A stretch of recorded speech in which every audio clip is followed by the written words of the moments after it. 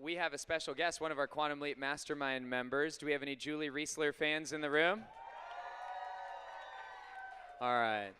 And if you don't yet know who Julie is, you'll realize why it's a privilege that we have her here with us. Author of Get a PhD in You.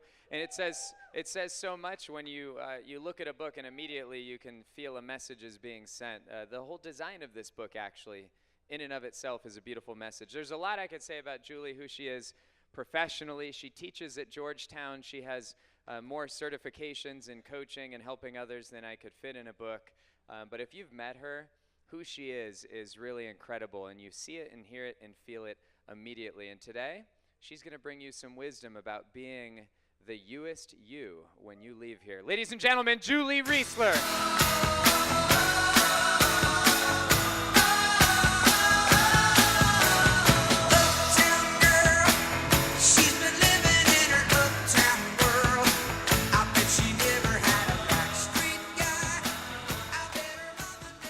Hold it like an ice cream cone. Hold it like an ice cream cone. Hi, everybody. This is an honor and pleasure to be here. Just take a moment, take you guys in. Thank you. So my question to you is, who is the you-est you? Just take a moment. I'll take answers after. Just think about that for a second. Who is the you-est you? What are some words that come to mind when you think of that? So before I tell you how QLM completely helped me to step into my me-est me, I just love to make up words.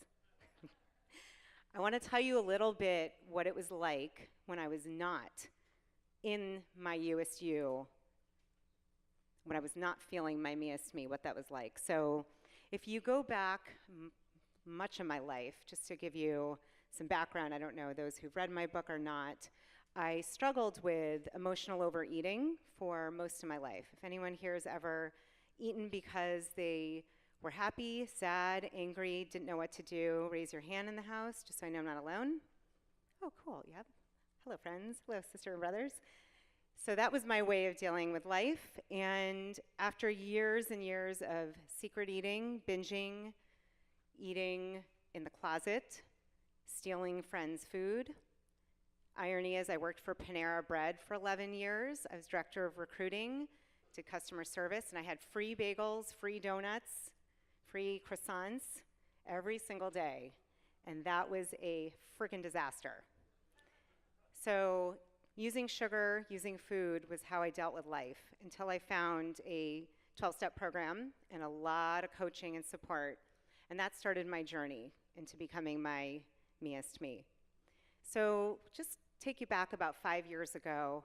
On that journey for a good 10 years or so, about 5 years ago, everything kind of came to a crash. I thought I was doing pretty well, was feeling more connected to myself. And then I realized, after having a major health breakdown, I was getting divorced. I'm now remarried. And if you've gone through divorce, raise your hand in your house if you've, yeah, it's stressful. And I don't recommend it, although it was the right choice for me. It's not something I recommend. However, sometimes it is the best choice. And so going through that, I was working a full-time job. I had 2 children under the age of 5. And I was getting my master's degree in health and wellness coaching and about 4 other certifications. Now you tell me, does that sound sane? Not at all.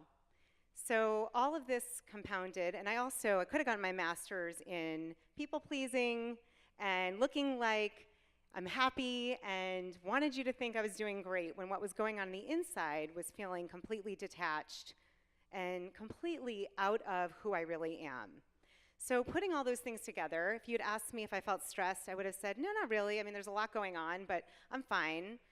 Well, at the time I started dating somebody, we were at Target, of all places, and the next thing I know, there's EMT. They're taking my pulse, they're taking my temperature, and I'm thinking, what the heck just happened, and why are they here? I'm healthy. What's going on? Well, fast forward, I end up in the hospital, and I have an autoimmune condition known as Hashimoto's, which is underactive thyroid. Anyone with thyroid issues, we're just doing a whole raise your hand in this session. Raise your hand. So I realized that my thyroid had completely stopped working. This had to do, in my opinion, interestingly, ironically, studying this exact autoimmune condition in my master's program. And I'm learning about what happens, when you have stress, overconsumption of sugar, yep, antibiotics, yep, birth control, yep, all of that combined. And found myself in a completely new place where I felt like it was just a victory to get up and have energy to get my kids to school and get to work on time.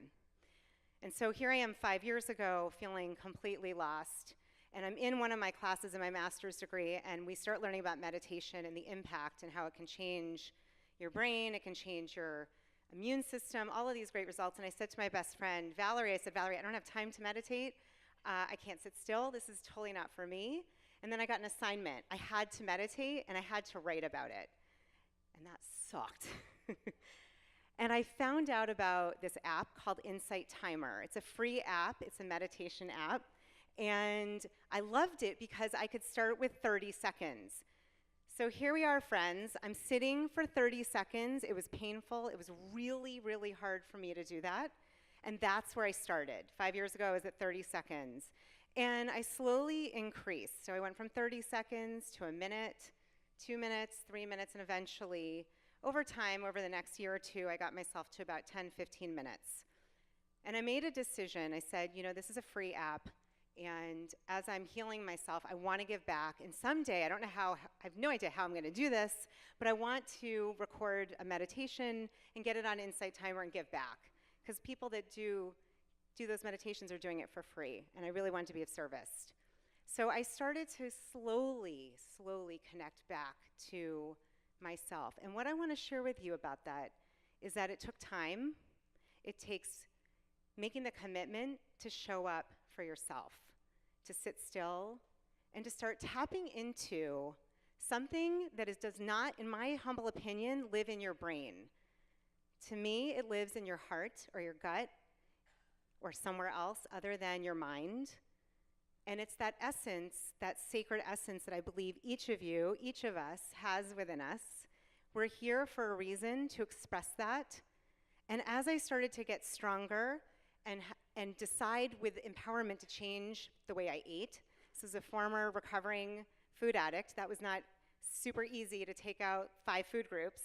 However, I realized that to be my you-est you, my me-est me, that meant stepping into a place where I could honor and nourish my whole self and really get what I'm here for. So fast forward again, and here we are 3 years ago. I'm at Panera Bread. I'm still working. I have a great job, benefits. My divorce is final. I'm starting to feel so much better. And it hit me. I like my job, but it's not my me-est me. Good job, but does not ignite that spark. Anyone ever been there before? Hands up. Yeah, it's that feeling of things are fine, they're good. Maybe good's a little strong. Fine, okay. And it hit me. I am not a fine girl. That word does not work for me. I'm not here on the planet to be fine. I don't want life to just be fine. We didn't come here for your finest year ever, right? That would actually not sell. No one would be here. No one wants that. And so I realized I had to take a quantum leap, and I decided to leave my full-time job. I was a single parent at the time. I had just almost done with my master's, more certifications because I still have the addictive personality, so just put in something else. And I left my job, took that quantum leap, and here I am. This is 3 years ago. Here we go with a business. No idea. Hopefully it's going to work. Fast forward, the first thing I hear is, Julie, you got to write a book. Okay, I want you to know, if anyone grew up with me, I'm from Boston, Mass. Boston, all those from Boston in the house, woohoo. I wrote for the paper, and then they asked me to stop writing for the paper. And they asked me, you could draw for the paper, you could also do the public announcements, but please, your writing is too flowery. So I'm hearing this voice because what's happening is I'm getting quieter and quieter, and I'm starting to hear more of my inner highest self, my me-est me speak, and I hear I need to write a book, and I'm thinking, who the heck am I to write a book? Well, we heard already that Marianne Williamson quote, And I was like, shoot, I wish I didn't know that quote, but I do know that quote, and it says, who are you not to write a book? And so a year later, because I'm stubborn, it took me a whole year to listen, and finally I said, all right, I'm sick of hearing this inner voice say to me, I need to write a book. I finally got the courage to write those words down. Fast forward, this is about a year or so ago, it took me 2 years to birth my baby, get a PhD in You. It really feels like my third baby, although so much easier than labor, if anyone's had a baby, thank God. So I have this book, and I'm thinking, I loved Miracle Morning. I'm thinking about who would I want to endorse my book. I said, you know what, Miracle Morning has been part of my practice, in my meditation, in my affirmations, in being my me-est me. Miracle Morning, thank you, Hal, has literally changed my life. And I said, God, I have no idea how the heck this is gonna happen, but what the heck, I'll go on his website, I'll go to Contact Us. Why not, right? Why not me? Being my me-est me, why not? Go on there, and I said, hey, you don't even know me, my name's Julie, here's an excerpt of my book. You wanna write an endorsement? Totally thought I was nuts. Went out to do some errands, totally forgot about it actually, and it was about a month later I got the nicest email back saying like, yay, yes, I'd like to endorse your book. And I was thinking, I first had forgotten, I'm like, what is this? I'm like, oh my God, Hal said yes, that's so great. It's amazing. So I'm just giving you a sense of what's been happening as I start listening more. The amazing thing is the very next day, get the synchronicity here, a friend of mine who had heard me get so excited about this endorsement, because I must admit I told everybody I knew, really psyched about it, said, Julie, I don't know Hal, and I haven't read Miracle Morning, but I'm going to, but I heard he's coming to the Baltimore area where I live to speak, and he's coming in 2 weeks. Well, I got online, and that night it ended, the tickets, to buy the tickets. So I bought it literally in the nick of time, and 2 weeks later, I had the pleasure of meeting Hal, and I got to hear him speak. This was last October. And then he's talking about BYEB, and I'm thinking, honestly, do you have any idea how many thousands of hours I've done of 12-step meetings, coaching, therapy, 30 grand in therapy? I've done every personal development program. I don't need to be here. That's honestly what was going through my head. And then I realized that the weekend that it was happening was the same week I was coming to California already. My sister was doing a photo shoot with my book. So I said, all right, universe, all right, I'm listening. I hear you. It's time to tune in. Something within is saying I need to be here. So I got my butt here a year ago around today, and I walked in, and it was like, what the heck is all this magical? Who are these magical people? Who are all these incredible souls? All of you that I got to encounter. And I'm thinking, how did I not know about this? Right? Like, how did I get so blessed to be here? And I remember sitting there, it was Saturday, right before the Saturday night function, thinking, thank God I've been listening to my higher self, to that me-est me, because I would have missed this. And so I ask you, are you listening to your you-est you? Is there a way to add more opportunity to listen to your you-est you? Because I'm so glad I did not miss what was about to come. That night I heard about QLM. I walked into a group, they were having an after evening party celebration, and immediately I felt, this is home. I have no idea, this is another quantum leap. Here I am, I left my job, wrote a book, what the heck am I doing? Here's my credit card. I have no idea what this is gonna be, but what I do know is that inside I kept hearing, this is going to be a quantum leap for you, and these people are supportive and loving and authentic and magical. Magical is one of my favorite words. That's why I have sparkles in my book. So what I want to share with you is how QLM has enhanced my life. And frankly, there's so many stories that I could have shared in ways that it's added just miraculous growth. First online course is coming out on Monday. I just rebranded thanks to the support and help of Brianna, who's here. I've met incredible friends. Hal and John have become mentors, friends, and just are so wise and have added so much to my career. The people that I've met, the influencers I've gotten to connect with, and then just that energy, that positive support, kindness, and having accountability, and people that are up to big things, doing amazing things in the world that want to support each other. To me, in this world, in this day and age, with a lot of crap going on, it's not something to take lightly. So fast forward, just finish up by explaining what happens. It's nothing short for me of a quantum leap in my life.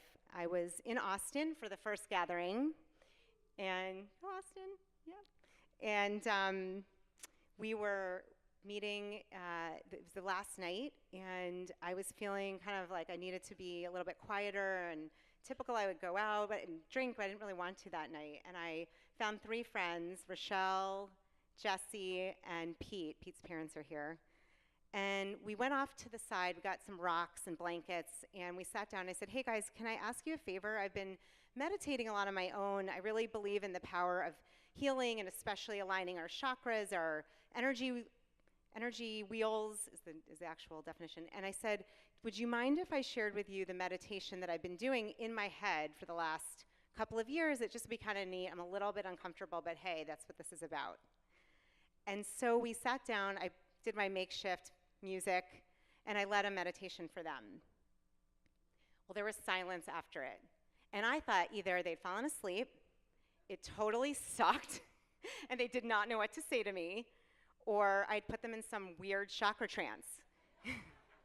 All of which would have been okay, but still disturbing, not sure what happened. And finally, I think it was Jesse who first said, excuse the language, but that was fucking amazing. And then Pete said, you have got to get that on this app that I use called Insight Timer.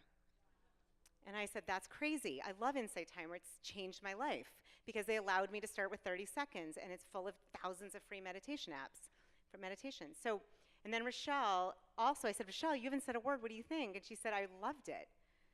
So here's the cool part. Jesse and Pete had a dear friend who now you all know, George Peterson, who got the coffee enema, George, who had a 21-day meditation for recovery on Insight Timer. George connected me to Maddie, who's based out of Paris, and she runs all the meditation programs. They have meditations from Deepak Chopra, from some really incredible teachers, including George. And I connected with her. And as of July this summer, I have a chakra meditation up there, a self-love meditation up there, and I just am in the process of getting a 7-day self-love meditation series and my first online course on Insight Timer.